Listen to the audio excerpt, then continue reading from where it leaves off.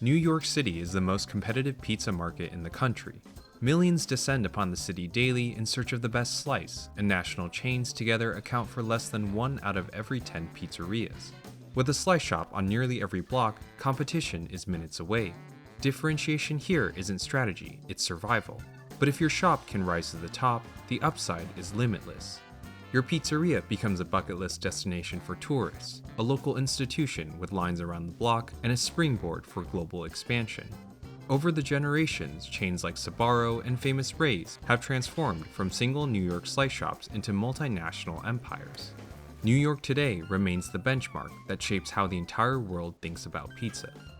No one behind the counter has ever talked business on the record until now. We spoke to the legacy institutions, big names, and newcomers across the city. They'll let you film, but almost no one, especially the old school Italians, will talk numbers. The old guard want to preserve their mystique and gatekeep their insight, while newcomers don't know if they'll survive the winter. The business of a New York City pizzeria, the strategies, insight, and financials behind these multi-million-dollar empires has never been revealed until now. But pizza isn't just an East Coast thing. If New York is the heart, California is the frontier. The Golden State has the most pizzerias in the nation and is the birthplace of barbecue chicken pizza.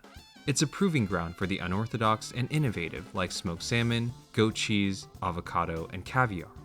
Yet the entire industry can't be understood through the lens of a few single shops. To get a true macro view, we scraped all 15,000 pizzerias ever opened in California and New York and verified each manually to build the first accurate snapshot of the American pizza industry in its 2 biggest markets. In this modern MBA original, we go boots on the ground across Manhattan, Brooklyn, and Los Angeles to reveal what it really takes to win in the pizza business.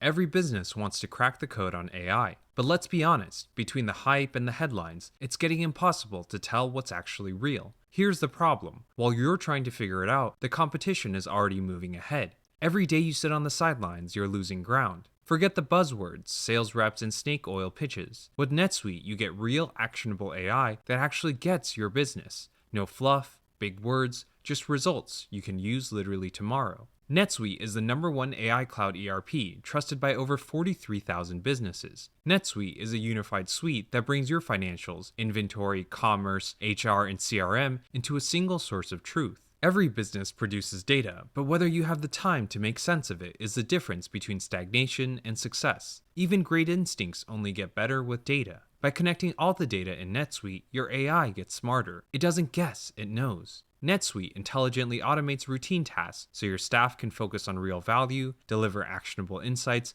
and help you cut costs and make fast AI-powered decisions with confidence. NetSuite isn't another ChatGPT wrapper or bolt-on tool. It's AI built into the very system that runs your business. As we scale modern MBA, we'll be using NetSuite, and you should too. We sit on a mountain of data across viewership, engagement, demographics, revenue, and costs. But production is so intense that no one has the bandwidth to analyze the business. It's only gotten tougher as we've expanded production across multiple countries, increased budgets by double, and tripled the research per video. We're constantly balancing creativity with economics, but insight is hard to get without pulling ourselves away from what we do best. And we can't just trust a random AI tool that doesn't have the full picture and pretends to be right when it's often wrong. Whether your company earns millions or even hundreds of millions, NetSuite helps you stay ahead of the pack. Right now, get the business guide Demystifying AI free at netsuite.com/modernmba. The guide is free to you at netsuite.com/modernmba. netsuite.com/modernmba. Pizza is a perfect marriage of high demand, low costs, and low labor. The shallow learning curve and strong unit economics make it an accessible, attractive, and scalable billion-dollar business on every continent. With some of the lowest food costs in the industry, pizzerias are the 3rd largest restaurant category in the US, behind only burgers and Mexican food. The core ingredients, processed flour, canned tomatoes, and federally subsidized cheese are cheap, shelf-stable, and have faced less inflation than meat and fresh produce. Pizzerias are more factories than restaurants, assembly lines built to produce one product with minor variations. Without dine-in, every inch of space is optimized for production. Even the world's leading pizza chains take up substantially smaller real estate per store. relative to their peers. But pizza is distinct from other fast casual quick service categories like burgers and fried chicken. These businesses rely on prime locations, drive-thrus, heavy foot traffic, and large freestanding spaces to drive sales. These categories tend to favor deep-pocketed corporations. 9 out of every 10 burger restaurants in the US is a chain. But pizza is a more level field, where 1 out of every 2 pizza spots is still independent, despite the prominence of national, regional, and local chains. Year after year, these chains keep scaling, new independents emerge, and classic spots continue growing, proof that there's plenty of pie to go around. For what they lack in quality, the big three, Domino's, Pizza Hut, and Papa John's, make up for in convenience and value. They trade margins for volume in a way no other restaurant can, using static menus, economies of scale, mass marketing, and endless coupons to win on price. This is why they can all offer the same large pizza deal for less than $10 nationwide for decades and not lose money. Not even McDonald's can match such prices or discounts without cutting quality or portions, thanks to the weaker unit economics and higher real estate costs for burger restaurants. Yet the big three are really a one-horse race. Domino's leads on almost every metric with its ultra-lean, takeout-only counter model. For decades, they've rolled out bare-bones stores and doubled down on online ordering to compensate for the lack of dine-in ambiance. But to stand out, they committed to convenience, even promising 30-minute delivery in the 90s. That speed is only possible when your stores are close to where customers live, and that kind of scale is only achievable with franchisees. Domino's remains one of the cheapest franchises to open, with upfront costs below even its smallest rivals. In an era when corporations chase international growth, the average Domino's in the US has enjoyed record earnings and growth ahead of any other fast food chain. But the trade-off is margin. The average Domino's only earns 11%. Instead, franchisees increase their profits by opening more stores, which only strengthens the overall network. But there isn't much cash flow when you're taking 5% of $8. Domino's as a company makes most of its money selling cheese, dough, and ingredients at a markup to its franchisees. With billions in ingredient sales, Domino's is more of a logistics company than a pizza chain. In the 1980s, Pizza Hut emerged, offering a unique product and dining experience. They built comfy sit-down restaurants and turned pan pizza into the centerpiece for family dinners, parties, and buffets. But 40 years later, that dine-in model is a liability. Pizza Hut doesn't have the customer base to compete on quality, as past attempts to upscale have all flopped. They lack the network to compete on speed or price, as their rivals sell for less and still make money with smaller, cheaper storefronts. This has pushed Pizza Hut into endless cost-cutting, sacrificing quality, skimping on ingredients, and using frozen dough to help franchisees turn a profit in these oversized, underused spaces. Because Pizza Hut corporate only makes money from royalties, they've prioritized international expansion and left the US market to languish. Papa John's is forever a distant third. The chain lacks Pizza Hut's nostalgia and Domino's speed, and is stuck in a conflicting position between premium and value. The company leans on limited-time gimmicks to catch attention, but they only ever drive short-term results. Like Domino's, Papa John's revenue comes from ingredient sales and royalties, but their growth depends on opening new stores. With volatile demand and franchisees unwilling to invest more, the company has stagnated at every level. While the big three battle for dominance, a separate but similar war rages beneath them. Little Caesars has gone even further down the market, while fast casual chains like Mod and Pieology move up. From the flimsy Sbarro slice at the mall food court, to the long-standing players like Round Table, and the newer brands like Blaze, all of these chains still average roughly $1 million per store in revenue today. Pizza is just so popular that no chain, no matter how outdated or obsolete, ever truly collapses. Their struggles are all relative. Every concept has its ceiling, but the floor is unusually high. Ultimately, the longevity and resilience of corporate chains in this business extends to independent pizzerias.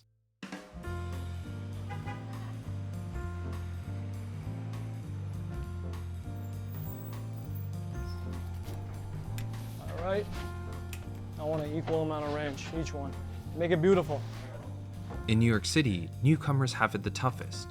They have to differentiate themselves from the old-school Italian institutions, iconic tourist landmarks, and entrenched neighborhood spots.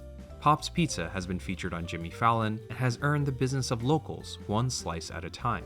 In just 6 years, Ricky and Nick have grown from a tiny 300 square foot hole in the wall to 3 stores, with the newest just steps away from Times Square.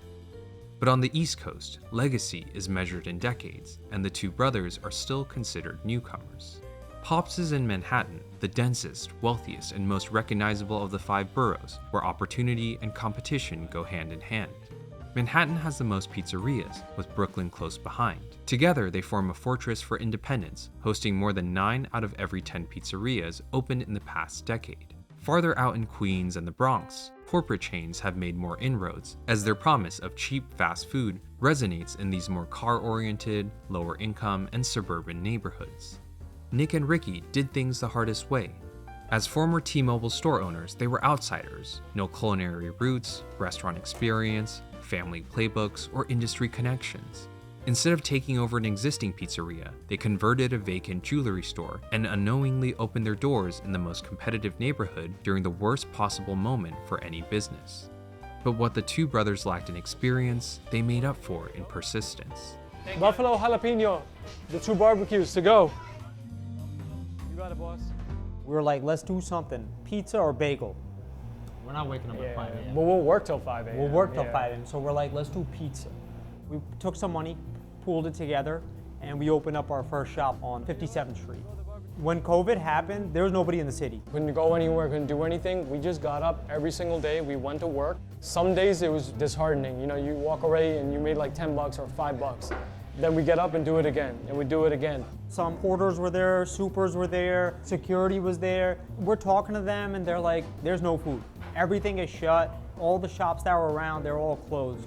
And then, you know, from word of mouth, they started speaking to some of the tenants that were left in the buildings, and they started speaking to them and say, these guys are open, check their pizza out, it's good. And we literally had a line maybe 2 weeks later, and we're like, oh, okay, we could do this, we could do this. There are more pizzerias in Midtown than any other neighborhood, and nearly a quarter of Manhattan pizzerias are packed onto these few blocks. Ricky and Nick are currently turning their foothold into a stronghold, with their second and third stores just blocks apart. Born and raised in Queens, the brothers had a front row seat to New York's pizza evolution. Their exposure shaped their vision and taught them what all owners eventually face in this industry.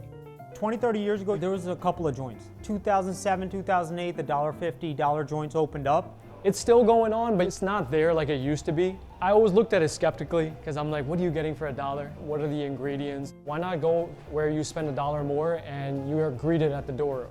Now they're shutting down. You know, 10 years later, then we have the whole downtown, midtown, Brooklyn vibe going on. We got the Barstool reviews going on, and so everybody's like, oh, I'm a pizza connoisseur now. Then they have the legacy locations, like the real, like old school pizzerias. They're staples. They're around as long as like the family wants to still run. Be around, yeah. We speak to some people, they're like, my kids don't want to run it anymore. We're out. They're like, we did our 30 years doing this business, we're done after that. He'll sell it to somebody else. If they don't do well, they'll sell it again. And a lot of these locations, they keep getting sold within each other. This family member bought it, this guy's running it, this guy's running it, but the name will never change. You know, me and my brother, we opened this up together. We're like, you know what, let's do this. We'll do it for like 20, 30 years, 10 years, whatever we want to do, you know? As long as we still have that drive to do it, we're gonna do it. We're gonna give it 100%. Despite the saturation, New York pizzerias are strangely immortal. In Manhattan, 8% of independent pizzerias have shuttered their stores in the past decade, and the rate is even lower in Brooklyn. In simple terms, even in the most competitive, expensive boroughs, over 90% of independent pizzerias survive. Statewide, the failure rate is only marginally higher at 10.4%. But pizza isn't a magical business that never fails. Instead, the failures are mostly invisible. In a city where real estate is scarce, a struggling operator is often replaced by someone eager to step in, who's drawn by the low barriers to entry, attractive margins, and the chance to start with a fully built and optimized kitchen. Restaurants change hands all the time, but in pizza, the new owners generally keep the old name. To outsiders, nothing changes, and the fabric of the neighborhood is left undisturbed. In this sense, pizza shops are timeless spaces that outlast their owners, and the true failure rate is hidden behind thousands of private backroom deals. Still, some spots are simply too troubled or too specific to take over. Bad locations, poor layouts, damaged reputations, or unrealistic asking prices can deem them unsellable. And this is the visible failure rate that our data captures. In Midtown though, permanent closures are even rarer. The neighborhood's unparalleled foot traffic and opportunity give it the third lowest closure rate for independent pizzerias in the city. In a neighborhood saturated with old-school joints stuck in their ways, Pops broke through by doing what others wouldn't. They didn't reinvent New York pizza, they polished it. You can go to a lot of locations and find out which one is canned, which one is fresh. One of our best-selling slices is a spinach mushroom slice. Cut the mushroom fresh, put the spinach on top, you love it. Some people ask us like, oh, it's spinach mushroom, what else do you do to it? I'm like, it's just fresh veggies. That's what it kind of boils down to. We keep fresh things. Right in the morning, the first thing these guys did, taste the sauce. It's no good, throw it all out. We kept the cheese slice around $3.50 depending on the location. You can't go past that. When you go to a lot of locations, their pizza pies, they're maybe 18 inches or 16 inches. I'm like, what are you guys doing? Make it bigger, make it nicer, and give them something that they're gonna eat, they're gonna enjoy. So a customer can come in, purchase one slice, have it for lunch, go back to work. I think a lot of greed comes into it. I think a lot of people are like, oh yeah, make it smaller, less this, less that. Like cost-cutting methods. Dude, it's a slice of cheese, you know, like what are you saving a nickel? Like, Yeah, what are you doing? saving, a nickel on this? Yeah. I think one of the best feelings is whenever a tourist comes in. They've been around the city for a couple of days. I'm punching in the slices and it's a family of 4 or 5. And they pull out their credit card and I could see the nerve setting in because they're like, oh, is it $80, $90? And then when they see like $30, they're like, what? That's it? You got everything? I'm like, I got everything. And the drinks? I got everything. Fresh cut vegetables, homemade sauces, extra large 22-inch pies, and affordability are the pillars of Pop's Pizza. Their best sellers, vodka, margarita, and spinach mushroom, make up 50% of all sales. But while pizzerias can adapt to any footprint, tiny spaces can eventually become a liability. Pop's first store is a textbook example of the ultra efficiency that only pizzerias can achieve. A 300 square foot hole in the wall, standing room only, with mini fridges crammed below the counters, shelves stacked to the ceiling, and workers weaving around each other to keep up with orders. Of all the ingredients, dough is the limiting factor. When you don't have the space for refrigeration and storage, there's a hard cap on how many pies they can make in a day. Scaling was the only way Nick and Ricky could meet the growing demand. The brothers took over a struggling pizzeria a few blocks away. From the outside, it looks like a bigger, comfier Pops where regulars can dine in, but inside, it's the engine of their operation. In the basement, a specialist makes dough from scratch for all 3 locations. This hub-and-spoke model is identical to the big chains, just at a much smaller scale. Staff there focus on assembly, baking, and service. The dough guy in the basement focuses on dough, and store space that's normally wasted by mixers and flour bags turns into room for more customers or higher throughput. The third and newest Pops is where the 2 brothers have put their model to the test. Everyone wants tourist dollars, but few survive the rent. 5 minutes from Times Square, on a block notorious for revolving smoke shops and tourist traps, Nick and Ricky have planted their flag. They're betting they can provide customers around the clock with quality, service, value, and ample seating while still turning a profit on one of the city's most brutal blocks. When we opened up back in 19, we were one of 5. We're one of like 17, 18 now. So you're fighting for the same customer. We'll compete, we'll see what happens, and I think we're gonna win in the end. It's easy to say, oh, you know what, I got my customer base, I'm doing like 50 pies, 100 pies a day, I'm good, I don't need to worry about it. That can stop tomorrow. Because another guy can open up and he can do it a little bit better than you, and he can be a little more courteous than you, and he can have a better price point than you. He can beat you in something. So you gotta make sure you are on top of everything you can be on top of. On a unit level, each Pop store grosses $95,000 in monthly gross revenue for an annual run rate of $1.1 million. With 2 stores at maturity and a third still ramping up, Pops grosses a system-wide annual revenue of $2.2 million. 70% of sales are slices and 30% are whole pies. 4 out of 5 orders are for takeout or delivery, while just 1 in 5 is dine-in. Their operating margin sits at 17.5%, higher than most pizza and fast food chains. Their trade-off for volume with value inherently limits profits, but as Pop scales, these margins should only improve. Gone are the dog days when Nick and Ricky made every pie and served every customer from their cramped shop on 57th. Pops has entered an entirely new stage of growth that reflects the persistence of both brothers. In some ways, they've pulled off the impossible by opening and scaling an entirely new pizzeria to multiple stores in New York's most competitive neighborhood without investors or industry connections. Ultimately, the city's relentless competition is a reminder for the two brothers to never lose sight of the fundamentals that got them here. I love my customers. You chose to be here, you chose me. Why would I shortchange you? We have so many customers. They'll come from a different state, they'll fly in, suitcase in hand. They're like, my dad sent me here and he said, first thing you need to do before you go to the hotel, go to Pops. Yeah.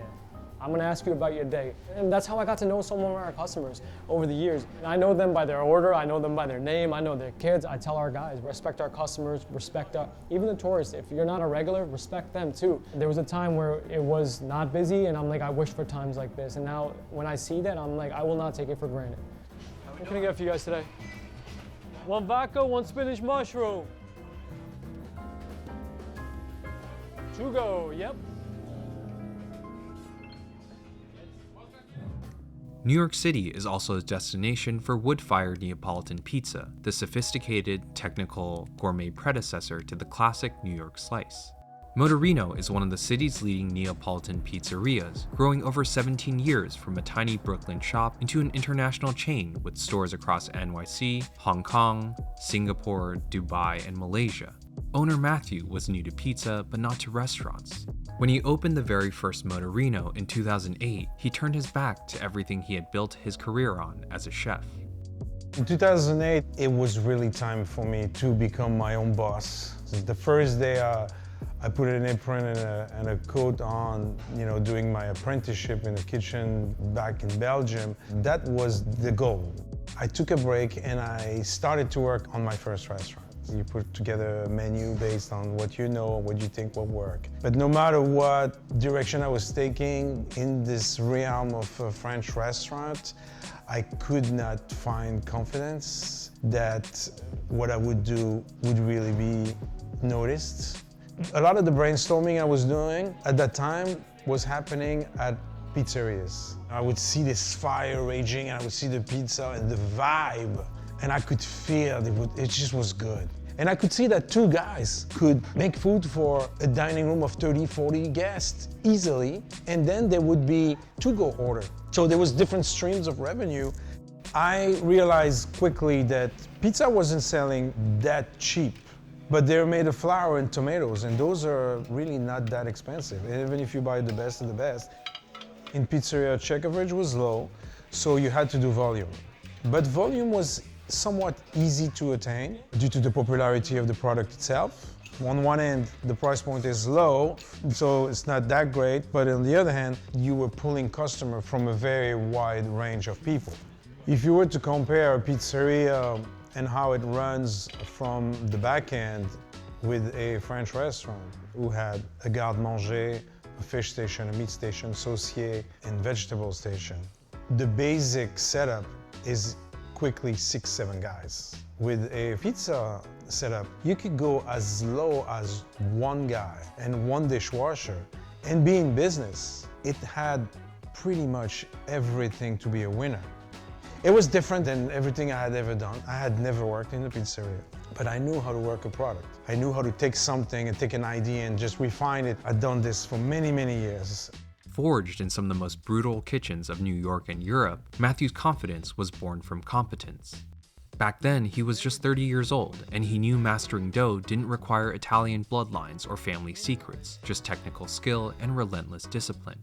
He broke from tradition to create an original dough tailored for local palates, marrying the trademark char and puffy cornichon of classic Neapolitan with the crisp structure of a New York slice. The result is a hybrid that travels well and can still be eaten by hand. A lot of these Neapolitan pizzeria will have a very floppy bottom. The dough is not really boxable, and I don't really like that at all. Even old folks in Napoli don't like their pizza to be watery. I think that a perfect Neapolitan pizza is a Neapolitan pizza that has been a little Americanized. The bottom is a little bit more sound. You can actually cut the pizza and hold it. Neapolitan pizzas must be cooked to order, served whole, and eaten fresh from the oven. They can't sit on a counter, be reheated, or sold as slices. Achieving the signature char demands precision, special ovens, and technique. Neapolitan pizzerias operate more like full-service restaurants, competing on quality, service, and atmosphere. They thrive in slower residential neighborhoods where people make time to dine out rather than the commuter hubs where food is a pit stop. Slice shops dominate in the fast-paced, high-traffic areas like Midtown, and Matthew has followed the opposite strategy, expanding from Williamsburg into the East Village and the Upper West Side. Independent pizzerias in the Upper West Side and Upper East Side enjoy the lowest closure rate in all of New York City, as their stores become ingrained in the routines of these generational, affluent, long-term residents that make up these neighborhoods. On the flip side, trendy, fast-changing areas like the East Village and Chelsea are notorious for high turnover. The young, transient populations make loyalty hard to secure, while the density of competition makes maintaining hype a constant grind. Yet Motorino has thrived in all these neighborhoods for nearly 20 years by maximizing volume across channels with its unique product. Takeout customers can buy 2 pies and get 1 free, while dine-in guests get a free bottle of wine with 2 pizzas, enabling the concept to win on carry-out value and dine-in experience in ways that no true Neapolitan spot or slice shop could replicate. Much like Pops, the heart of Motorino lies in a basement. Every morning, a 2-person team completes production for all 3 New York stores in under 4 hours. By hand, they mix dough, portion thousands of rounds, grind Parmesan, and prep toppings. Every week, this crew will produce over 4,000 dough balls, plus hundreds of pounds of cheese, mushrooms, tiramisu, and antipasti. By 10 a.m., everything gets loaded on a truck in Williamsburg and gets delivered to the 2 other stores. Matthew's trusted lieutenant, Alberto, oversees the day-to-day, fitting his Fiat into impossible parking spaces and working out of offices across all 3 stores. For all restaurants, scale means cheaper ingredients, but for most high-volume concepts like grilling burgers or frying chicken, much of the cooking still needs to happen to order in a high-rent kitchen and in a busy neighborhood. Scale does not change the labor and real estate costs per store. Pizza, however, is fundamentally different. Once a second store is open, pizzerias can centralize dough production and re-engineer their business to another level of efficiency. As more stores are added, costs fall and margins rise, as staff are only needed to assemble and bake, so labor costs and real estate costs go down. For pizza, scale is the profit model. This is the playbook everyone is chasing. In New York State, nearly 1 in 4 pizzerias run 2 or more stores. In Manhattan and Brooklyn, home to some of the most ambitious, well-funded restaurateurs, 1 in 5 run 3 or more locations. Even after leaving French fine dining, Matthew has never abandoned its standards. I'm an old school European chef, and I work in a very simple way. This is a place where we grate the cheese, we slice the soppressata, we do our own dessert, we break the eggs, we meal our tomatoes, nothing is ever prepackaged, nothing is, no. I would not love my business the way I love it if it was any different than this. It is truly enjoyable to me when I see how we work. It looks like my mom or my dad could work there. They would know what to do. Motorino's dough is the foundation of its moat, distinct in flavor, appearance, and performance as a hybrid Neapolitan that's nearly impossible to replicate. Tiny variations in hydration, temperature, measurements, and timing can dramatically affect the final product. This is why Domino's and Papa John's still gross billions every year, selling ready-made dough to franchisees who willingly pay a premium to avoid the complexity of bread making. Matthew developed Motorino's dough through years of experimentation and trips to Italy, and has perfected it over nearly 2 decades of high-volume service. But most owners are not like Matthew. Many get into the pizza business for simplicity. They want a fast, forgiving, foolproof dough that can be prepared by anyone. To meet this demand, manufacturers have created highly processed flours fortified with additives that make pizza dough behave like pancake mix. Open the bag, add water, and it's done. These engineered flours are the norm not just in pizzas, but also in donuts and bagels too. It's why most slices in New York City will look and taste the same, with the only real difference being the toppings. Matthew rejects the status quo and holds little respect for the majority who rely on these industrial flours under the guise of tradition. Some of these convenience slices, most of these guys, they are in the commodity business and they sell a slice that is dirt cheap, made with potassium bromate enhanced flour. It's a highly cancerogen, compound that has been identified as dangerous. It makes the pizza super easy to do. You could be wrong with the water by a little margin. You could be wrong with the mixing and the fermentation. The hydration, the gluten development, not overmix, not undermix, require knowledge, require understanding. It really is a science. These highly engineered flour take all the guesswork out of this. You just put the water, mix it, and the result, it's always crisp. It always come out right. And that's probably what you've been eating in your square pepperoni slice, but it comes at a cost. I sometimes feel bad for the baker who really understands his craft and really dove in deep into the wonderful world of making bread and sells a loaf for $6 when some guys just mix some dough using those highly engineered products and come up with a pretty good pizza and sells it for $3. I would never lower myself to sell things that I would not serve to my family. You will never find a bag of this flour in any of my pizzeria. It's a sad thing that a lot of people use that product. Potassium bromate is banned in the European Union, the UK, Canada, Brazil, China, India, and even most of Africa. The United States is one of the only developed nations that still allows this carcinogen in its food supply. And General Mills All Trumps flour, widely regarded as the gold standard flour for American pizzerias, is still formulated with potassium bromate. Ultimately, Neapolitan pizzerias can charge more for their specialty product, wider menus, and cozy dining experiences, but those premiums are easily offset by the higher labor and real estate costs. Matthew is a master of details. For him, fine dining is defined not just by quality, but also by precision. Motorino kitchens are like submarines. There is no wasted space, there is no void between stations. Everything is occupied by something that is necessary in the process of making the pizza. A well-organized kitchen is low stress, has high output, high retention rate among the staff, and lower payroll, and also promotes quality. Consistency. If it takes one step for you to go from where the plate is to where you're gonna assemble the plate, and you do 1,000 plates a day, that's 1,000 steps. If that pile of plate is 3 steps down, that's 3,000 steps to accomplish the same amount of work. The minimal amount of steps should be made in order for you to accomplish a task. The more you repeat the same movement, the better you get at it, and eventually you become like an artist at it. A lot of pizzeria owners tend to be working by themselves. I embrace the total opposite. I do not believe that a pizza that is made by me is going to taste better than a pizza made by someone who works with me. With the right direction and the right path and the right tools, anyone can accomplish the product. And this is what will allow you to scale. If a chef knows precisely what he wants, he can explain anyone precisely how it's done. And that person can then deliver the product, whether the chef is there or not. For Motorino, it's not just how the pizza is made, but it's also how it gets to the customers. All deliveries are handled by a private courier service because Matthew won't gamble his product on gig workers who have no stake in the customer experience. His exacting standards seem fundamentally incompatible with global expansion, and yet Motorino has organically grown into an international chain with more stores in Asia than in New York itself. While the product put the pizzeria on the map, it's these systems that have made it scalable.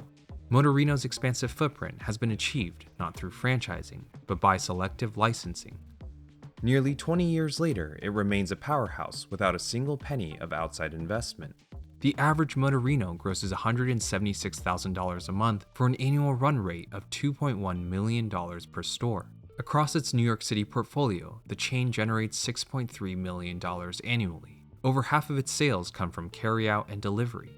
With a dedicated production facility and finely tuned processes, Motorino's store-level operating margin hovers at 24%, a feat in the blue-chip neighborhoods of Williamsburg, the Upper West Side, and the East Village. While most restaurants target food and labor costs at roughly 60% of revenue, Motorino holds these costs at 52%, despite operating in one of the world's most expensive cities. When it comes to product, Matthew is no traditionalist. But it's his old school values that have singularly driven Motorino's success in the single most competitive pizza market in the country. I'm not interested to put my face on social media. As a matter of fact, I dread that, and I'm trying to stay as far away from a camera or a post as possible. This is a game where there's a lot of guys who believe that they have to be there and inevitably they have to kiss some ass here and there. And I'd rather move out in the wilderness with my dog in a hut than having to do this. When I think about Motorino, I don't just think of a pizza on the plate. I think about a little company that started 18 years ago that now has about 80 staff members in New York City who are married with other staff members. Some have kids, some of them have worked since day one. There's a whole little cocoon of people and business and aspiration and dedication, all in the heart of New York City. It's a beautiful thing. Are we the #1 pizzeria in New York City? I don't know. Well, the New York Times seems to think at some point that we were, and others seem to think that we are. Do I think? I don't know. I like brown hair, some people like blonde hair. At the end of the day, this whole thing does not matter at all. This is just a press thing. What matters to me is that people come to us, they need to get their product, they need to get it on time and at the best possible price. This is what makes us exist, not a ranking. This is the most important to me. When you have a purpose in a neighborhood, you are in business. This is the real business.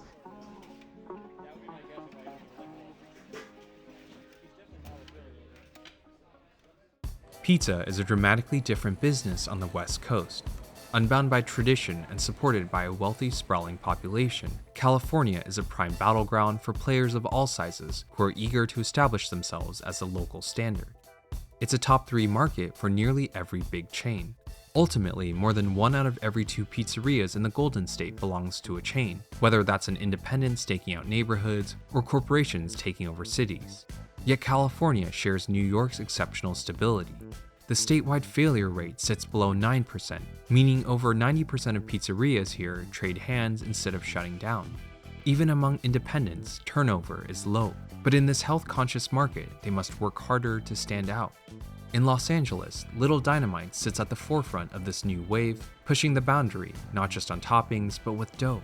New Jersey native Kyle has blended the shattered glass cheese crown of Detroit-style pan pizza, the rustic sauce-on-top tradition of Sicilian square pies, the diverse array of California produce, and the light, tangy character of San Francisco sourdough into something distinctly his own.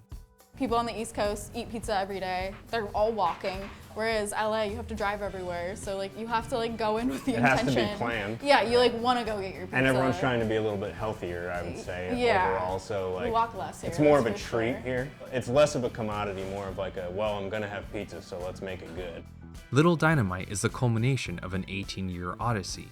Kyle's worked in pizzerias since he was 16, slinging pies across New Jersey, Philadelphia, Pittsburgh, and San Francisco. By 2018, he decided to bet on himself, first bootlegging slices at underground pop-ups, then graduating to a food truck where he lived paycheck to paycheck before saving up to open this brick and mortar. To him, there's nothing sacred about East Coast techniques, ingredients, or recipes. Little Dynamite uses the same high-end mozzarella and pepperonis as even the best New York City slice shops. But even 3,000 miles away, California pizzerias can't outrun the shadow of New York.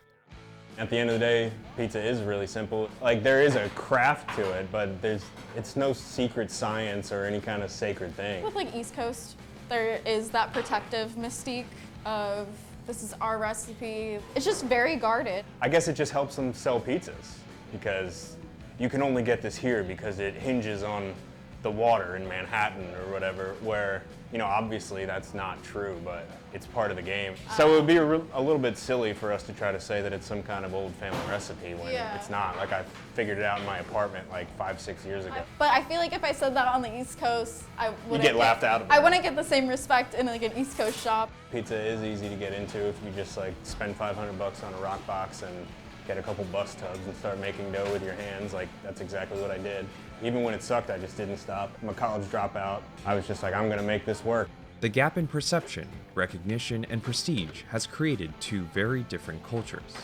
New school Los Angeles pizzerias like Little Dynamite have embraced a spirit of transparency and collaboration. There's a guy over here, it's more of a pop-up, but he's there every Friday, and he's always got extra product because he's not always open. So if we need cheese, like, he's our guy, and if he needs pepperoni, we're his guy. We're just looking out for each other. If a customer were to come in and be like, oh my God, I just got an uni, let me give you like starter tips. Like, we're all very willing to like help people out. We just want to see people like have fun. And also it's cool to see people like progress in their pizzas and like have their pizzas look better, the photos that they show. Yeah. So yeah, Sometimes it's pretty impressive. Pizza sells everywhere. The question is how well. Independent pizzerias in LA face a 12% failure rate, nearly 3 times that of chains. Little Dynamite is just 2 years old, but it's following the path of Pops and Motorino and staking its long-term success on winning the neighborhood. They've anchored themselves in Mar Vista, a stronghold ruled exclusively by independent pizzerias, and they've carved out a middle ground between the expensive, touristy Neapolitan scene of Venice and the cheap chains that dominate Culver City, Palms, and Sawtelle. Still, Kyle and his wife Courtney have kept things lean and scrappy. They opted to build and launched their 750 square foot store for just $60,000 by buying used ovens and assembling counters from tables and sheet metal. Their space is already optimized for future scale. This low overhead means they don't need massive volume to survive, and because they didn't spend the capital of a Domino's to open, Little Dynamite has the freedom and runway to grow with the neighborhood. The pizzeria grosses on average $70,000 a month for an annual run rate of $840,000. Locals are the backbone of the business, as 7 out of every 10 orders is for carryout, with the remaining coming through third-party delivery. And as a fully bootstrapped husband and wife venture, their operating margin sits at 35%. For now, Courtney and Kyle are still behind the counter, with no immediate plans to scale. Just because you can make a good pizza doesn't mean that you could run a good business. We spent barely any money on everything. We were both punk rock kids growing up. DIY is just how you do everything. We're not made of money, so there was no other choice but to be scrappy. I grew up on construction sites, so like my dad was like having me do demo as a kid, and I think that like really instilled like I'm the tool user in this in this partnership. And I'm just the tool. No. But it's just one of those things I'm really proud of.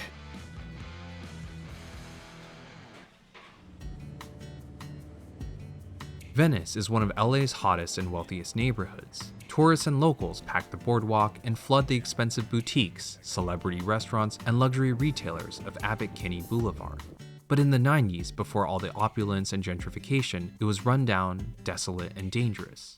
That's when Richie opened up Abbott's. 1995, St. Patrick's Day, we opened. There were no other pizzerias in the neighborhood. There was probably a couple out on Venice Beach, the 99-cent slice or whatever, but up and down Abbot Kinney and around the neighborhood, there were basically no other pizzerias around. The neighborhood was borderline sketchy with a lot of artists and musicians and creative people in and around Venice. And there was some gang activity actually right behind us here in Oakwood. You have the V13 and Shoreline Crips were here, and they were warring with the Culver City gangs. I actually became halfway friends with some of the homeless people and some of the local ex-gang members and people on the street, better friends with them than I was with, of the local business people or any of the politicians. Then it became trendy, then it became touristy, and at this point it's almost like running on fumes because there's so many big corporations that have come in over the years and opened up their flagship stores here. So they don't even necessarily care about doing business in the shops because they just need it for like a commercial. Abbott's is the oldest pizzeria in Venice and one of the oldest in LA under original ownership. In a strip now lined with $500 sunglasses and Michelin restaurants, it stands apart as a bare-bones counter-service paper plate slice shop and one of the last surviving unpretentious, accessible, and gritty landmarks of old Venice. Richie was born and raised in the Bronx. He moved west with his brother Tommy in the early 90s, convinced that California pizza had a long way to go. They were not restaurateurs, just two New Yorkers who knew what benchmark to aim for. Ironically, Abbott's 30-year legacy was not built on Italian ancestry, East Coast traditions, or even family recipes. My brother was working his way up in that pizza business in Boston, and it was an Argentinian woman who ran that pizzeria. When we came out here, we used the same sauce and dough recipe that they were using, which I think is delicious. It's interesting to watch a lot of these videos nowadays and listen to the quote-unquote pizza experts. I can remember going into the city growing up, going to Yankee games, going to museums, going into work with my dad and my buddies. It was a big, huge slice, loaded with sauce, loaded with cheese. But this whole thing of, oh, they hold it up nowadays on the video and there's a flop and it's like, oh, that's not New York slice. I don't remember that growing up. For me, it was like that. You needed the plate. You could fold it if you wanted to. Then again, everyone likes to categorize and quote unquote put things in a box. For Angelinos, Richie and his brother embodied enough of that New York spirit for Abbott's to carry an aura of East Coast authenticity. As the neighborhood evolved into the early 2010s, they adapted further to local palates with viral innovations like bagel seasoning crusts and a salad pizza topped with feta, avocado, and lemon olive oil dressing. These trends cemented Abbott's as a California legend, and while their success has attracted copycats who now peddle comparable items on their menu, Abbott's did it first. 30 years later, Richie accepts imitation as part of the game. A lot of people, when they eat their pizza, they'll just throw the crust out. And when it has the seeds on there and the dough is delicious, they want to finish it to the last bite. When you're going to start a new business or be successful in business, a lot of people think they have to come up with some sort of new idea or gadget, gimmick. That's not necessarily true for the majority of people who are successful in business. What they do is they'll take an idea that's already been established and just put their unique twist on it and make it special in that way. Abbott's grew up with the neighborhood, and as Venice became wealthier, trendier, and more popular, so did the pizzeria. Richie never once considered opening a second store or swapping the paper plates for porcelain. For him, running this one store has been more than enough work for a lifetime. As the first mover, his perspective is naturally simplistic, almost reductive. The most important thing is to make a good quality product, to have good service, to keep the place clean, to be consistent. The dough has to be made fresh and delicious. The sauce should be delicious. The cheeses should be fresh and delicious and high quality, and the vegetables and all the toppings and the meats properly cooked and prepared. And the most important thing is when you put everything together and you put it in your mouth, you have a nice experience. Abbott's grosses $107,000 a month for an annual run rate of $1.3 million. 60% of sales are for takeout and delivery, while 40% are dine-in. His operating margin sits at 10%. These days, Richie is an absentee owner by choice. He hasn't been behind the counter in years, his staff run everything, and he no longer keeps the same watchful eye on portions, waste, efficiency, and prices like he once did. It's impossible for even Richie to say if Abbott's would be as successful had he opened the pizzeria today. After 30 years, he's finally hung up his apron. In December, Richie finally sold Abbott's Pizza, and the name, recipes, menu, and staff are all expected to remain the same under the new owner. I was planning on going to a different state for several years now, but the pizzeria kept me here. It's been quite a ride here running this place, quite a roller coaster, as life always is. But I think at this point, it's time for this old pizza boy to ride off into the sunset. I am going to do it with my head held high because I feel good about the way I've treated people here in the neighborhood, being a part of the neighborhood. I have people come in with their children, and now their children are coming in with their partners. So it's been, a generation and a half. So it'd be nice to keep this place going in good hands and take care of my staff, which is really the heart and soul of the pizzeria. Without Richie and Tommy, there would be no Abbott's and certainly no affordable pizzeria on Abbott Kinney Boulevard. Yet even as the founders, he and his brother are simply the first in what will likely be a long line of owners, and the legacy of these two brothers will be known only to the staff and early customers, most of whom have long since left the neighborhood. Pizzerias are living reflections of their owners, whether it's Matthew's precision at Motorino, Nick and Ricky's relentless hustle at Pops, Courtney and Kyle's scrappy punk rock ethos at Little Dynamite, or Richie's steady old soul wisdom at Abbott's. As we've seen across New York and California, the key to success is not the water or some guarded family recipe. It's in the nature of the craft itself, simple enough to welcome novices, flexible enough to support any vision, and yet still deep enough to reward innovation, and lucrative enough to fuel even the greatest of ambitions.